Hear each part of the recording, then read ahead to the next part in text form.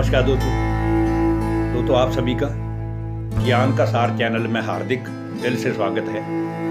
जैसे कि दोस्तों आप और हम पिछले काफ़ी समय से इस ज्ञान का सार YouTube चैनल के द्वारा आपसे संवाद कर रहे हैं। पिछले संवाद में हमने श्रीमद् भगवद गीता के 18 अध्यायों के 700 श्लोकों के ऊपर आपके साथ ज्ञान की आध्यात्मिक चर्चा की और अच्छा जीवन जीने की भी हमें प्रेरणा मिली कि कैसे गीता हमें सिखाती है कि सभी विषय व्यसनों पर, बुराइयों पर जीत प्राप्त करते हुए हमें कर्मेंद्रिय जीत बनना है। और उसमें यह भी बताया है कि जब जब भी संसार में धर्म गलाने का समय आता है, अधर्म और पापाचार बढ़ता है, तब तब ही उस परमात्मा पिता की अवतरण की जरूरत होती है। और वर्तमान समय भी संसार का कुछ ऐसा ही वातावरण बना हुआ है जब हम ये महसूस कर रहे हैं कि परमात्मा इस धरा पर आकर के, इस सृष्टि मंच पर आकर के सत्य धर्म की स्थापना कोई ना कोई अलौकिक कार्य कर रहे हैं। तो जैसे आज हम बात करेंगे दोस्तों, अभी हम जो ज्ञान की श्रृंखला शुरू कर रहे हैं उसमें हम बात करेंगे महान संत कबीरदास जी, जिन्होंने अपने दोहों के द्वारा पूरे संसार को एक दिशा मार्गदर्शन किया है। क्योंकि उनके दोहे जो हैं वो आडंबरों से ऊपर उठकर हैं। उन्होंने दोहों के द्वारा स्पष्ट रूप से संसार के सभी प्राणियों को एक शिक्षा देने की कोशिश की है कि हमें सारे ही आडंबरों से ऊपर उठकर उस परमात्मा की भक्ति करना चाहिए, उस परमात्मा का सिमरन करना चाहिए, उस बाह्य गुरु को याद करना चाहिए। तो जैसे दोस्तों उनके कुछ बहुत ही पॉपुलर दोहे हैं, जैसे वो कहते हैं, माला फेरत युग गया, गया न मन का फेर, कर का मन का डार दे और मन का ही मन का फेर।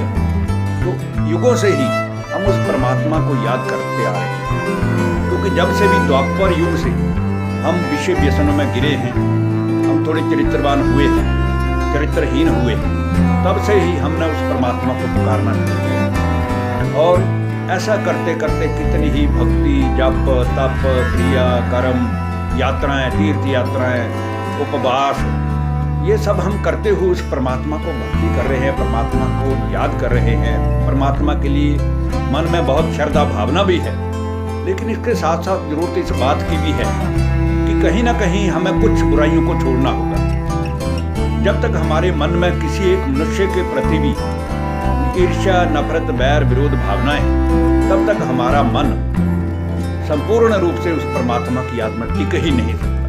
और जब तक परमात्मा की याद में मन टिकेगा नहीं, तब तक परमात्मा की शक्तियाँ, परमात्मा के गुण हमारे जीवन में आ ही नहीं सकते। तो सबसे पहले हमने मन की माला फेरने के लिए उस परमात्मा की पहचान होना बड़ा जरूरी है। हमें स्वयं की पहचान होना बड़ा जरूरी है।